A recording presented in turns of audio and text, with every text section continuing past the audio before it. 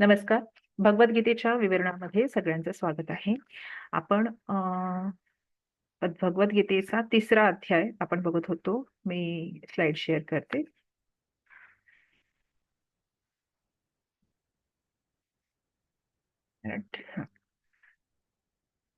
Okay. भगवद्गीतेचा 3रा अध्याय आपण मागच्या 2 मध्ये बघितलेला आहे. कर्मयोग अध्याय किंवा कर्मयोग असं त्याचं नाव आहे. आपण थोडासा एक शॉर्ट रिकॅप घेऊ, कारण मागच्या वीकमध्ये आपण कॅप घेतला होता.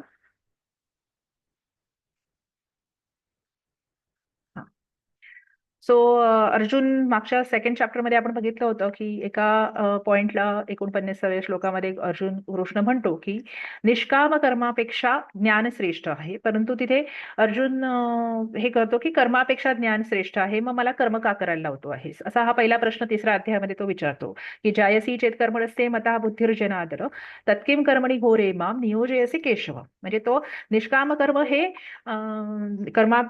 सकाम कर्मापेक्षा ज्ञान श्रेष्ठ आहे, असा त्या श्लोकाचा अर्थ आहे. पण तो मिसकन्सिव्ह करतो आणि 3रा प्रश्न तिथून 3रा अध्याय सुरू होतो की त्याला असं वाटतं की कर्मापेक्षा ज्ञान श्रेष्ठ आहे, मग मी ज्ञान संपादन करेन, मला कर्मामध्ये कशाला ढकलतो आहेस. तो हा पहिला हे होता. आपण ह्याच्यावर इन डिटेलमध्ये बघितलेले आहे, त्यामुळे मी थोडीशी फास्ट जाते आहे.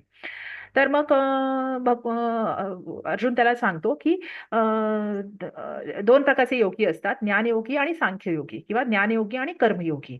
तर त्याच्यापुढे रिझन्स ऑफ डुईंग कर्म कृष्णाने सांगितलेली आहेत पुढच्या 3-4 श्लोकामध्ये, की तू जर कर्म केलंस तरच तुला नैष्कर्म्य अवस्था प्राप्त होईल, आणि जर तू कर्म केलंस तरच तुला त्यातली सिद्धी सुद्धा प्राप्त होईल. त्यासाठी कर्म करणं आवश्यक आहे. आणि असाही कुठलाही मनुष्य आपापल्या स्वभावानुसार नाही कश्चित क्षणमपि जातु तिष्ठत्य कर्मकृत, म्हणजे आपापल्या स्वभावानुसार आपल्या आपल्या प्रकृतीनुसार कर्म करतच असतो. कर्म न करणे अशी अवस्था या पृथ्वी तलावर शक्य नाही. म्हणजे कर्माशिवाय कुठल्याही या पृथ्वीवर जो मनुष्य आहे त्याला कर्माशिवाय राहणं शक्यच नाहीये. मग कुठली तरी कर्म ज्याचा काहीच उपयोग नाही आहे ते करण्यापेक्षा तू मी जे सांगतो आहे ते तू कर्म कर. ओके. म्हणून कर्म करणं आवश्यक आहे. त्याच्यानंतर मिथ्याचरणी आणि असक्ताच्या डेफिनेशन्स त्यांनी दिल्या होत्या की जो बाह्य इंद्रिय कंट्रोल करतो परंतु मनाची आसक्ती किंवा मनाची इच्छा कंट्रोल करत नाही त्याला मिथ्याचारी सह इंद्रियार्थान विमूढाता मिथ्याचार असं उच्चते. परंतु हा मिथ्याचारी म्हणजे त्यांनी अशा प्रकारच्या माणसांपासून दूर व्हावं. It may be harmful for the society. त्याच्यानंतर असक्ताची डेफिनेशन त्यांनी दिलेली आहे. असक्त कोणाला म्हणतात? यस्त्विंद्रियाणी मनसा नियम्य रभते अर्जुन. म्हणजे तो आपल्या मनाच्या सहाय्याने आपल्या मनाच्या इच्छा कंट्रोल करतो. बाह्य स्वरूपामध्ये तो सामान्य माणसासारखा असतो. अशा माणसाला असक्त असं म्हणतात. त्याच्यानंतर आपण बघितलं होतं की हाऊ टू डू द कर्मा. मग तो सांगतो की कशी कर्म करावीत म्हणून, की नियतम कुरु कर्म त्वम त्वम कर्म जायो ही अकर्मणः. म्हणजे अकर्मापेक्षा कर्म हे कधीच चांगलं आहे आणि नित्य कर्म करत राहावीस, असं त्यांचं म्हणणं आहे. हे सगळं आपण मागच्या वेळेला बघितलं होतं. आता कर्म का करावीत? तेही त्यांनी सांगितलेलं आहे की कर्म ही यज्ञार्थासाठी करावीची आहेत. यज्ञाच्या अर्थासाठी, किंवा तुझं प्रत्येक कर्म हे यज्ञ किंवा यज्ञ म्हणजे यज धातू आहे. यज इत्युक्ते सॅक्रिफाईस, टू सॅक्रिफाईस. आता आपण प्रत्येक वेळेला होम हवन करू शकणार नाहीये, पण ती भावना असायला पाहिजे. प्रत्येक कर्म करताना कृष्णासाठी ती अर्पण करता यायला पाहिजे. ती भावना मनामध्ये असायला पाहिजे. उठताना, बसताना, बोलताना, जेवताना, खाताना, पिताना, झोपताना, प्रत्येक गोष्ट करताना हे मी कृष्णासाठी करतो आहे ही भावना जेव्हा मनामध्ये असते त्यावेळेला प्रत्येक कर्म हे यज्ञ होऊन जातं. ओके. तर प्रत्येक यज्ञ, मग त्यांनी प्रजापतीचं सांगितलेलं आहे की प्रजापतींनी ह्युमन्सना आणि गॉड्सना क्रिएट केलं. मग त्याच्यानंतर आपण ह्युमन्स गॉड आर परस्परम भावयंत, ते परस्परांना पूरक आहेत. ओके. हे सगळं आपण मागच्याला बघितलं होतं. त्यामुळे जी आपण कर्म करतो आहे त्याचे जे फळ आहे किंवा त्याच्या ज्या भावना मनामध्ये आहेत त्या आपण जर आपल्या देव म्हणजे कॉस्मिक रेजना किंवा गॉड्सना जर हे केल्या म्हणजे समर्पित केल्या तर ते आपल्याला पोषण करतात. अन्नात भवंती भूतानी पर्जन्यात अन्न संभव. मग ते आपल्याला पर्जन्य रिसोर्सेस वगैरे या पृथ्वीवर प्रोव्हाइड करतात. असे आपण परस्परा सहाय्य करू अवघे धरू सुपंत असं मनुष्य आणि कॉस्मिक रेज या एकमेकांना हातात हात घालून चालत असतात या पृथ्वीच्या वातावरणामध्ये. कारण पृथ्वी हा एक लोक आहे, त्या वातावरणामध्ये हे असं चालणं अपेक्षित आहे. दिस इज सायकल ऑफ यज्ञ. परंतु मग त्यांनी पुढे असं पण म्हटलेलं आहे की कर्म ब्रह्मोद्भवम विद्धी ब्रह्माक्षर सोन. म्हणजे हे एक सायकल आहे. ब्रह्म कर्माची उत्पत्ती करतो. आपण कर्म करून यज्ञ, त्या कर्माला यज्ञामध्ये कन्वर्ट करायचं असतं. यज्ञ कॉस्मिक रेसनं समर्पित असतात. त्याच्यातून आपल्याला पर्जन्य मिळतं. पर्जन्यातून अन्न, अन्नामधून भूतांचं पोषण होतं, त्यांची पुष्टी होते. पुन्हा ते सगळं अर्कक्षर ब्रह्माकडे जातं. सो पण काय होतं की ब्रेकिंग द सायकल ऑफ यज्ञ, मनुष्य आपली कर्म ही स्वार्थासाठी करतो, स्वतःच्या पोषणासाठी किंवा स्वतःच्या इच्छेसाठी जेव्हा करायला सुरुवात करतो आणि त्याचं फळ जेव्हा कॉस्मिक रेजना किंवा गॉड्सना समर्पित करत नाही, तेव्हा हे कुठेतरी सायकल ऑफ यज्ञ ब्रेक होतं.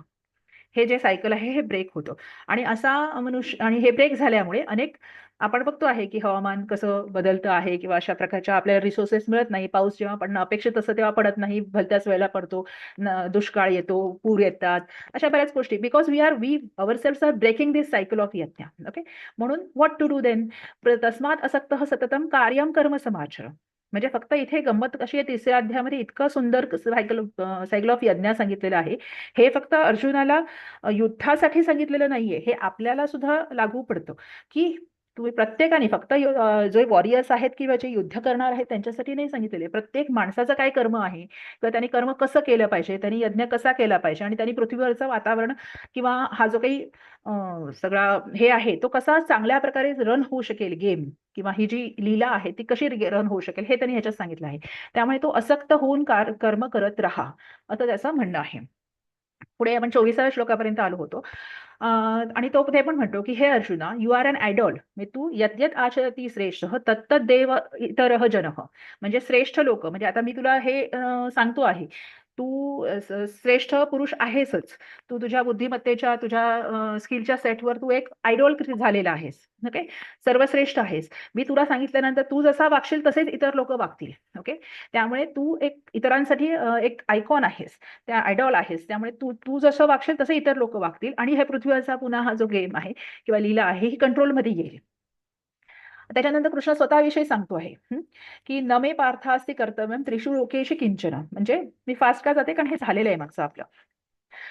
की मला या पृथ्वी तलावर की इथे कुठलंही कर्तव्य नाही. न अनापवप्तम न अवाप्तव्यम. अनाप्तव्यम त प्रत्यय आहे, अवाप्तव्यम तव्यत प्रत्यय आहे. त्यामुळे मी मला मिळालेलं नाही आणि मला मिळवावं असं या पृथ्वीवर काहीही नाही. Okay, so I am just playing the game. मी प्रत्येक या लीलेमध्ये किंवा प्रत्येक या रंगभूमीच्या या नाटकामध्ये मी प्रत्येक वेळेला येत असतो. तू पण येतो आणि मी पण येतो. पण फरक एवढाच आहे की तुला अज्ञानाने कवर्ड आहेस आणि मला या सगळ्या गोष्टी आठवत आहेत. त्यामुळे I am just playing this game और आय एम जस्ट प्लेइंग दिस लीला.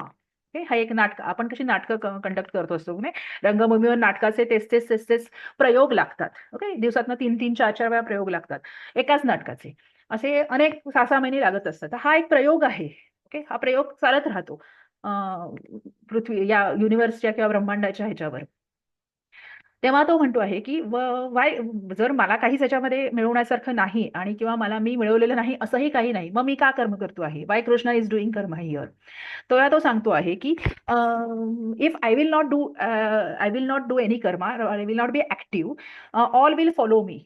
यदि अहम न वर्तेयम जातु कर्मणि अतंत्रितः मम वर्तमानुवर्तन्ते मनुष्याः पार्थ सर्वशः. जर मला कर्म करायची गरज नाही, परंतु तरी सुद्धा मी कर्म करतो आहे, कारण जर मी कर्म केलं नाही तर लोक मला फॉलो करतील, ते सुद्धा कर्म करणं सोडून देतील. त्यामुळे आपण म्हणतो की बऱ्याच वेळेला असं होतं की आई वगैरे किंवा घरातली मोठी माणसं असतात, ते आपल्याबरोबर अभ्यासाला बसतात लहान मुलांबरोबर. त्यांना अभ्यास करायची गरज असते का? नसते. पण जर आई अभ्यासाला नाही बसली किंवा कोणीही चांगलं आचरण जर घरातल्या ज्येष्ठांनी ठेवलं नाही, तर मुलं पण त्यांना फॉलो करणार. ओके, सो हे इट्स व्हेरी कॉमन. जर आई वडील अभ्यासाला नाही बसले किंवा तर मुलं पण अभ्यासाला बसणार नाहीत. It's very common. त्यामुळे मी जर कर्म नाही केलं तर लोक पण कर्म करणार नाहीत.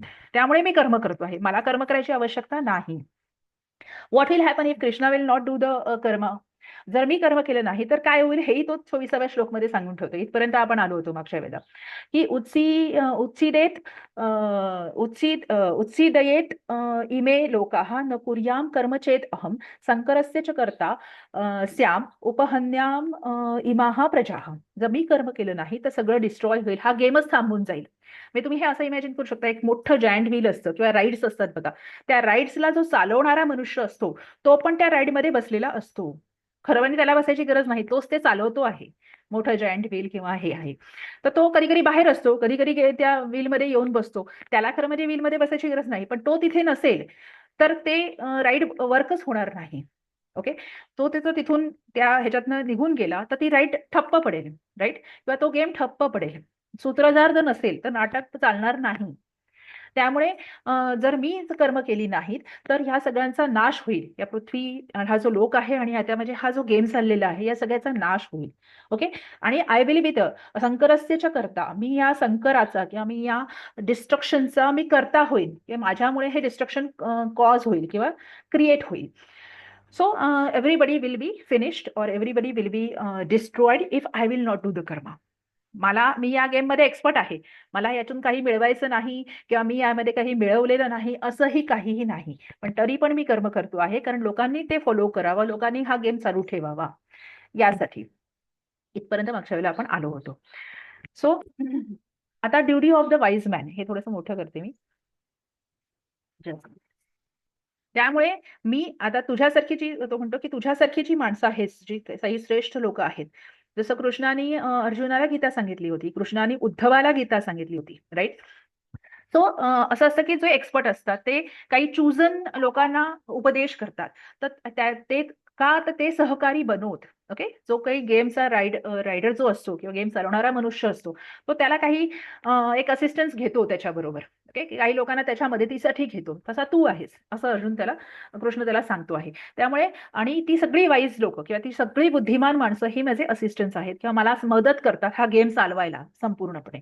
त्यामुळे त्यांनी सांगितलं की duty of the wise people, की शहाण्या माणसाने किंवा बुद्धिमान माणसाने काय करावं हे तो पुढच्या 8 श्लोकांमध्ये सांगतो आहे. तो काय सांगतो आहे की सक्ताः कर्मणि अविद्वांसः यथा कुर्वन्ति भारत कुर्यात् अविद्वांसः तथा आसक्तः चिकीर्षुः लोकसंग्रहम्. म्हणजे ज्याप्रमाणे सक्ताः म्हणजे या पृथ्वीच्या ह्याच्यामध्ये जे आसक्त लोक आहेत, कर्मणी अविद्वांस यणसंधी आहे, कर्मणी अविद्वांस म्हणजे या पृथ्वीवरचे जे अविद्वांस म्हणजे बुद्धिमान नसलेले, जे आसक्त असलेले जे लोक आहेत, ते यथा कुर्वन्ति भारत, ते या पृथ्वीवर आसक्तीमुळे जशी कर्म करत असतात. ओके.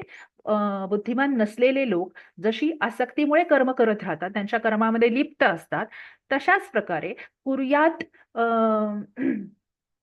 कुर्यात अविद्वांसः क्षम्यतां, कुर्यात विद्वांसः इथे जष्ट्व संधी आहे, कुर्यात तकारस्य दकार, कुर्यात विद्वांसः तथा असक्तः चिकीर्षुः लोकसंग्रहम्. चिकीर्षुः संदंत प्रत्यय.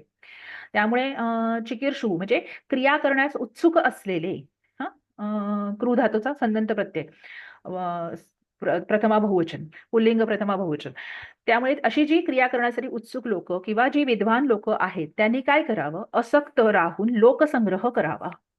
की जसे इग्नोरंट लोक, आसक्त असलेले अटॅच लोक जी असतात, ती जशी कर्म ज्या इंटेन्शननी किंवा ज्या आपण म्हणू आसक्तीने करतात, तशीच कर्म विद्वान माणसांनी करायची आहेत, परंतु असक्तीने करायची आहे. कशासाठी? लोकसंग्रहासाठी. लोकसंग्रह आपण मागच्या वेळेला बघितलं होतं की लोकसंग्रह शब्द मागच्या वेळेला पण आला होता. लोकसंग्रहाची डेफिनेशन काय आहे? स्वधर्मे प्रवर्तनम, अधर्मात निवर्तनम. म्हणजे लोकसंग्रह या शब्दाचा अर्थ त्यांनी 20व्या श्लोकातच दिलेला आहे की स्वधर्मामध्ये प्रवृत्त असलेला आणि अधर्मापासून निवृत्त असलेला अशी जी कृती असते त्याला लोकसंग्रह असं केलं जातं. त्या कृतीने लोकांचं संग्रहण होतं किंवा लोकांचं पोषण होतं, इतर लोकांचं. तर जशी ती आसक्त लोक त्यांची कर्म करत असतात, त्याच इंटेन्शननी विद्वान माणसांनी लोकसंग्रहाची कामं करायची आहेत किंवा स्वधर्मामध्ये प्रवृत्त राहायचं आहे आणि अधर्मापासून निवृत्त व्हायचं आहे. आणि त्यांनी पुढे काय करायचं आहे की न बुद्धिभेद जनयेत अज्ञानाम कर्मसंगीनाम, जोशयेत सर्व कर्माणि विद्वान युक्त समाचरण. न बुद्धिभेदम जनयेत म्हणजे कोणाचा बुद्धिभेद करायचा नाही आहे. बुद्धिभेदम न जनयेत म्हणजे बुद्धिभेद म्हणजे कुठल्याही प्रकारचं जो बुद्धिमान माणूस असतो, ही should not create Discord or any disturbance in intellect of the ignorant people. Ignorant म्हणजे बुद्धिमान नसलेल्या माणसाने. अज्ञानी लोक जे असतात त्यांच्या कशी अज्ञानी लोक, तर कर्मसंगीना, जे कर्मामध्ये लिप्त आहेत म्हणजे सकाम कर्मामध्ये लिप्त आहेत, अशा लोकांचा बुद्धिभेद किंवा अशा लोकांच्या मेंटल डिस्टर्बन्सेस त्यांनी कधीही क्रिएट करायचे नसतात. आता तुम्हाला माहिती आहे भगवद्गीता ही खूप कोडेड लँग्वेज आहे, त्यामुळे आपल्याला हे डिकोड करावं लागतं प्रत्येक वेळेला. कर्मसंगीना म्हणजे सकाम कर्मामध्ये लिप्त असलेल्या अज्ञानी लोकांचा बुद्धिभेद कधीही ज्ञानी माणसांनी करू नये. ओके. जोशयेत सर्व कर्माणि विद्वान युक्त समाचरण म्हणजे जो युक्त जो कर्मामध्ये, निष्काम कर्मामध्ये युक्त आहे आणि सगळीकडे समाचरण करत आहे. समाचरण इत्युक्ते सगळ्यांसाठी सेम आचरण करत आहे. शत्रंत प्रत्यय आहे समाचरण, पुल्लिंग प्रथमा एकवचन. अशा मनुष्यानी जोशयेत सर्व कर्माणी, वाय शुड इन्स्पायर, त्याने आपली निष्काम कर्म करत राहून, म्हणजे त्यांच्याशी तू तू सकाम कर्म करतो आहेस, त्याचा काय उपयोग होणार आहे असा बुद्धिभेद त्याचा करायचा नाही. ओके, किंवा त्याच्याशी कुठल्याही प्रकारचा वाद घालत बसायचा नाही, किंवा त्याला कुठल्याही प्रकारची त्याच्याशी संभाषण करत नाही. आपण निष्काम कर्म करत राहायचं आणि त्यांना प्रेरित करत राहायचं.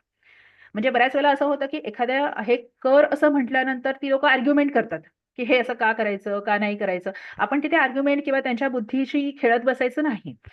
मी हे करतो आहे, तुला वाटलं तर तू कर. आपण करत राहायचं, लोक आपल्याला फॉलो करत राहतात. ओके, त्यामुळे काय चुकीचं आहे, मी चुकीचं आहे का तू चुकीचं आहे, मी बरोबर आहे का तू बरोबर आहे, असे वाद किंवा आर्ग्युमेंट्स काहीही त्यांच्या बुद्धीशी खेळत बसायचं नाही. ते एक दिवस बघतील, 2 दिवस बघतील, 1 महिना बघतील, नंतर जसा ज्ञानी मनुष्य करतो आहे तसा करायला ते आचरण सुरू करतील. त्यामुळे त्यांच्याशी असे थेरॉटिकल वाद घालत बसायचे नाहीत कुठल्याही पद्धतीने. आपण त्यांच्या बुद्धीशी खेळायचं नाही. आपण आपलं निष्काम कर्म करत राहायचं. ऑटोमॅटिकली ते काही दिवसांनी आपल्याला फॉलो करतात, असं तो म्हणतो आहे. हे कोणाला? बुद्धिमान माणसांना. प्रकृते हे थोडस मॅक्सिमाइज केलं तर दिसत नाही.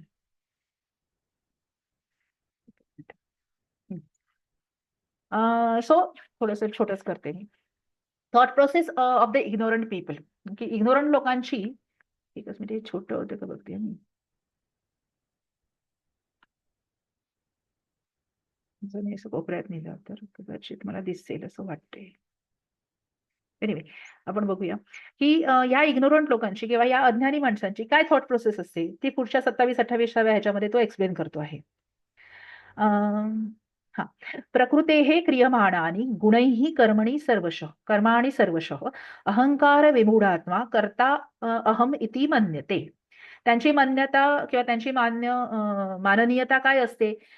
कर्ता अहम इति मन्यते. ते ते स्वतःला करता किंवा मी सगळ्याचा कर्ता आहे असं ते मानत असतात. का बरं मानत असतात ते?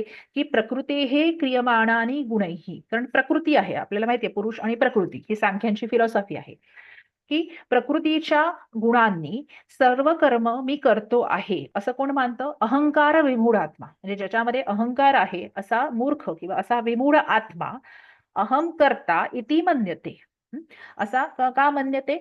प्रकृतेही गुणेही, प्रकृती आणि त्याचे जे त्रिगुण आहेत आणि त्याच्या पुढचे जे षड्रिपू वगैरे आहेत, जे काम क्रोध वगैरे आहेत, त्याचं पुढे त्यांनी वर्णन केलेलं आहे 31व्या ह्याच्यामध्ये. तर ते त्याच्यामुळे त्याला असं वाटतं की जी कर्म करतो आहे, all activities are carried out by the त्रिगुणास ऑफ प्रकृती. ज्या प्रकृतीचे जे त्रिगुणात आहेत त्याच्याने सगळ्या ऍक्टिव्हिटी तो करतो आहे, त्यामुळे सगळ्या कृतींचा कर्ता मी आहे असं ते मानतात. कोण? अज्ञानी लोक. ओके, असं ते मानतात. ही थॉट प्रोसेस दाखवलेली आहे की अज्ञानी लोकांच्या मनामध्ये काय चाललेलं असतं. ओके, पण then but what wise should do, ज्ञानी माणसाने काय करावं? तर तत्वविद तू महाबाहो गुणकर्म विभागयोः गुणाः गुणेषु वर्तन्ते इति मत्वा न सज्जते. आता बघा, इथे गुणाः विसर्ग संधी आहे, गुणाः गुणेषु वर्तन्ते आहे.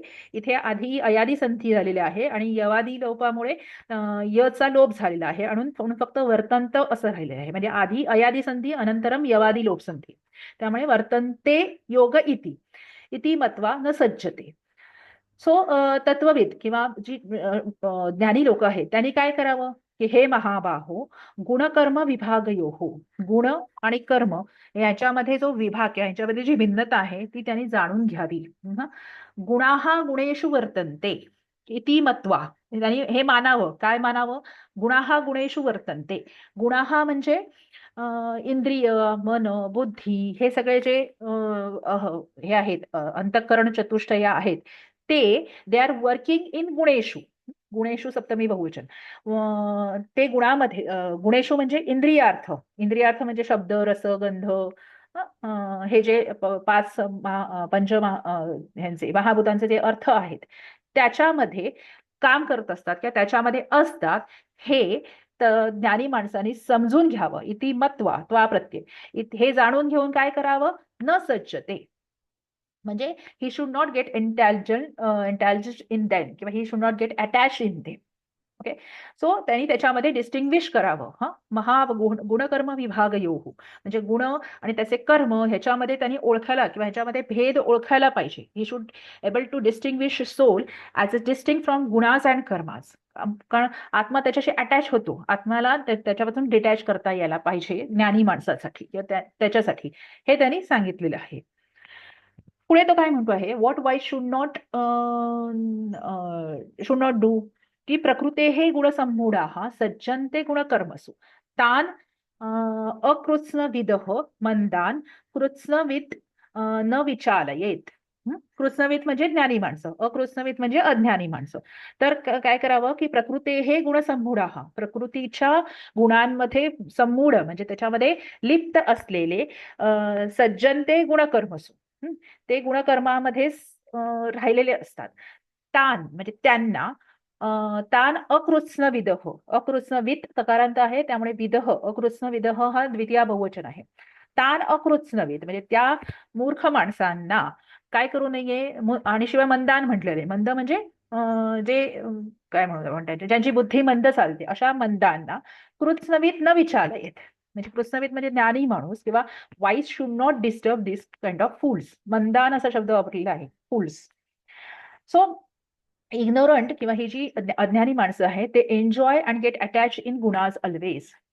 तर ही जी काही पंचमहाभूत, पंच ज्ञानेंद्रिय, कर्मेंद्रिय वगैरे आहेत त्यांच्या अर्थामध्ये किंवा त्यांच्या गुणांमध्येच ते लिप्त असतात, त्याच्याने येणाऱ्या अनुभवांमध्येच ते लिप्त असतात. तेव्हा ज्ञानी माणसांनी त्यांना फारसं डिस्टर्ब करायला जाऊ नये. डिस्टर्ब करायला जाऊ नये म्हणजे त्यांच्याशी वाद घालू नये असं म्हणण्याचा अर्थ आहे. कारण तुम्ही आता बघा, लहान मुलाला तो काहीतरी करत असेल, तुम्ही त्याला थांबवलं तर त्याला राग येतो. ओके. त्याच्यापेक्षा त्याला थांबवता करण्यापेक्षा आपण त्याच्या समोर जाऊन जर एखादी कृती करायला सुरुवात केली तर ते ऑटोमॅटिकली आणि त्यात तुम्हाला फॉलो करायला लागतं. जर तुम्ही म्हणत त्याला असं सांगाल की अरे तू असं करू नको, हे चुकीचं आहे, तर त्याला राग येतो आणि तो तुमच्याशी वाद घालायला लागेल. सो अज्ञानी माणसांचं पण असंच असतं. त्याच्यापेक्षा आपण त्यांना डिस्टर्ब न करता आपण त्यांच्या समोर योग्य कर्म किंवा निष्काम कर्म करत राहावीत. ते ऑटोमॅटिकली ती लोक फॉलो करतात ते.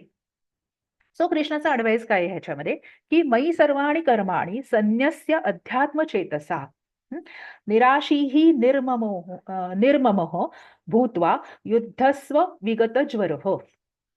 मयी सर्वाणि कर्माणि संन्यस्य, संयोग नी धातू आहे, अध्यात्म चेतसा, अध्यात्म चेतसा म्हणजे आत्मशक्तीने काय कर तू, मयी सर्वाणि कर्माणि, मयी म्हणजे माझ्यामध्ये, सर्व कर्म तू संन्यस्य कर म्हणजे सॅक्रिफाईस किंवा समर्पित कर. आत्मशक्तीने सर्व कर्म माझ्यामध्ये तू समर्पित कर. निराशीही म्हणजे कुठल्याही प्रकारची इच्छा तू मनामध्ये ठेवू नकोस. निर्ममः म्हणजे मोहामध्ये तू लिप्त होऊ नकोस. असा होऊन म्हणजे निराशी निर्ममः भूत्वा म्हणजे अशा प्रकारचा आत्मा होऊन काय कर, विगत ज्वर म्हणजे तुला हा जो विगत ज्वर म्हणजे हा जो ज्वर आलेला आहे भयाचा, म्हणजे ते जे पहिल्या अध्यायामध्ये म्हटले ना त्याची जी अवस्था वर्णन केलेली आहे, सिदंती मम गात्राणी वगैरे वगैरे, तर हा जो ज्वर तुला भयाचा किंवा तुला जो काय म्हणू आपण त्याला संभ्रम झालेला आहे, हा संभ्रम नावाचा ज्वर तुला आहे झालेला आहे, त्यातून तू विगत हो किंवा त्यातून तू मुक्त हो आणि काय कर, युद्धस्व मध्यम पुरुष एकवचन, आणि fight without fear and desire. Okay. आता हे असं का करायचं, तर रिझन फॉर इट ते पुढच्या श्लोकामध्ये तो म्हणतोय की ये मे मतमिदम नित्यम अनुतिष्ठन्ति मानवाः श्रद्धावन्तः अनुसूयन्तः मुच्यन्ते ते अपि कर्मभिः. आता युद्ध मी जे म्हणतो आहे त्या पद्धतीने तुला युद्ध करणं अपेक्षित आहे. का बरं? तर मी फक्त तुला सांगत नाहीये की माझी इच्छा आहे म्हणून तू असं कर असं मी म्हणत नाही. त्याला काही कारणं आहेत, की त्याच्यासाठी कारणं काय आहे, की हे ये म्हणजे जे लोक, मे म्हणजे माझे, मम मे षष्टी एकवचन, म्हणजे माझी हे मत, इदम मतम नित्यम अनुदिष्ठन्ति म्हणजे ही जी माझी मतं आहेत, जी लोक ही माझी मतं नित्यरित्या किंवा नेहमी अनुतिष्ठन्ति म्हणजे त्याचं हे करतात, काय म्हणू आपण त्याला, एकच मिनिट, हा, मानतात किंवा त्याप्रमाणे वागतात. ये मानवा हा श्रद्धावंत हो म्हणजे ते श्रद्धावान असतात.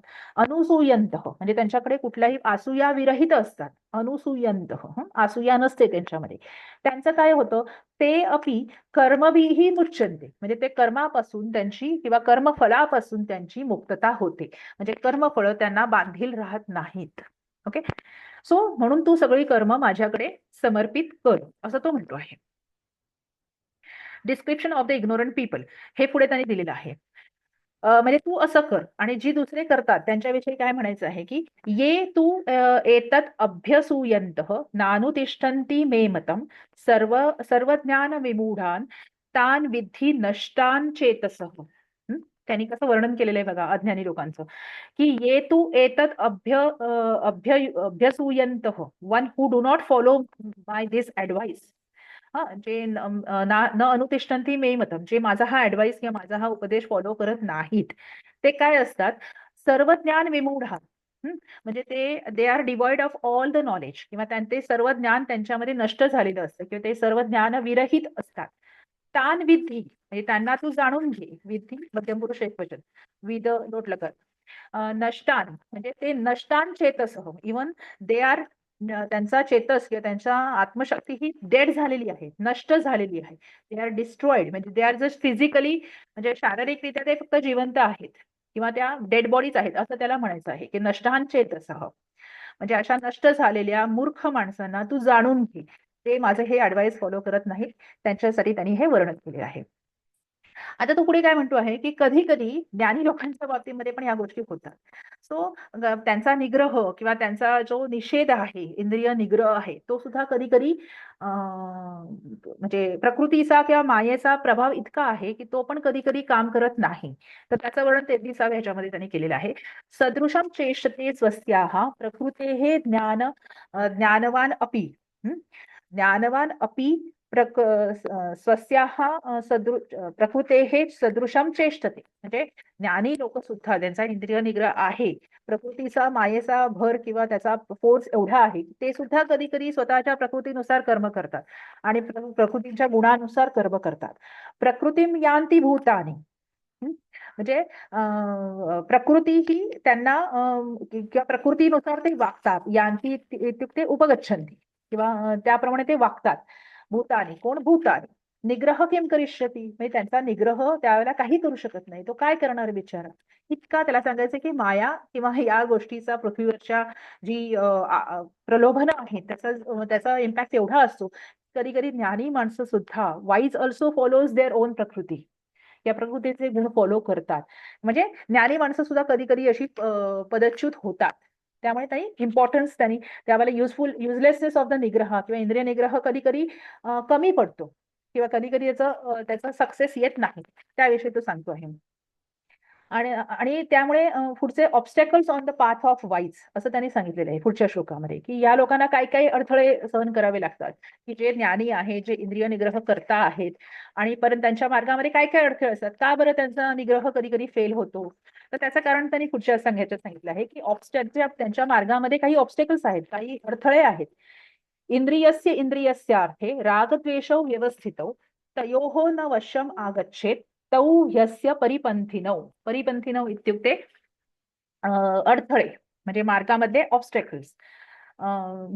की राग आणि द्वेष, likes and dislikes of indriyas lies in इंद्रियार्थात. इंद्रियस्य राग द्वेषौ इंद्रियस्यार्थे, सप्तमी एकवचन, व्यवस्थितो म्हणजे स्थित झालेले आहेत. कुठे, रागद्वेषो इतर इतर द्वंद्व समास आहे, आणि त्यामुळे त्याचं विशेषण व्यवस्थितो, हे जे काही द प्रत्यय आहे तो पण द्वितीय सॉरी प्रथमादिवचनात आहे. ओके.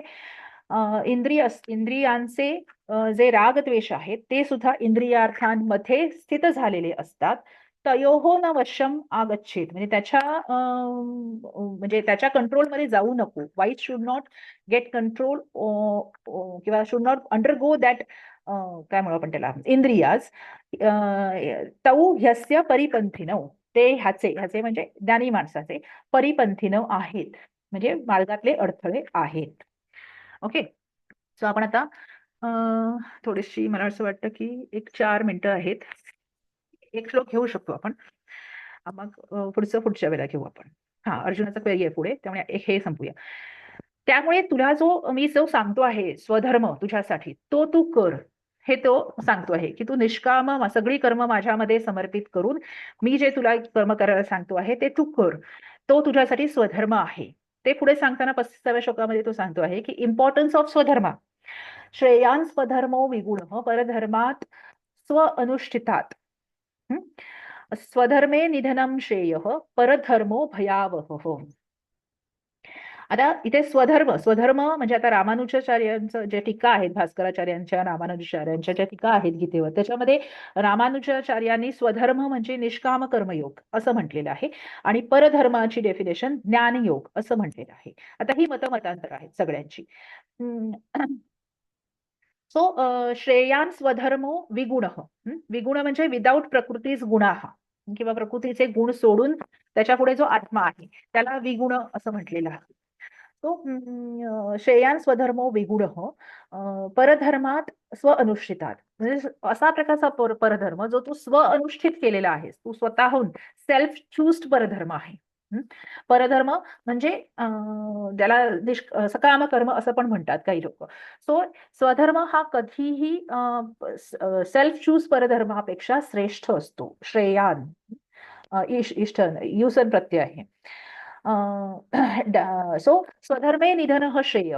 डाईंग इन स्वधर्म इज ऑलवेज बेटर. म्हणजे स्वधर्म करता करता किंवा स्वधर्माचं आचरण करता करता तुला मृत्यू जरी आला तरी सुद्धा ते श्रेष्ठ आहे. परधर्मो भयावह. की डाईंग इन परधर्मा इज ऍब्सोल्युटली डेंजरस थिंग. त्यामुळे तुला जे परधर्म म्हणजे युद्ध न करणं हा तुला जे स्वधर्म आता वाटतो आहे, जो तुझा स्वतःचा चूज केलेला धर्म आहे तो परधर्म आहे ऍक्च्युली. पण मी जो सांगतो आहे तो युद्ध करणे हा सुद्धा स्वधर्म आहे.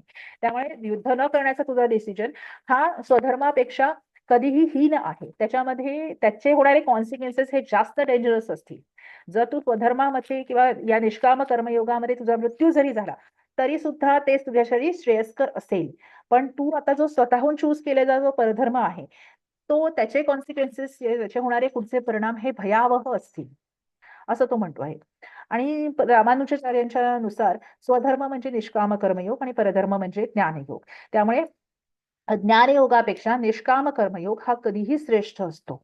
ओके, असं त्यांनी म्हटलेलं आहे. सो आता 2च मिनिटं राहिलेली आहेत. So I will stop my recording first.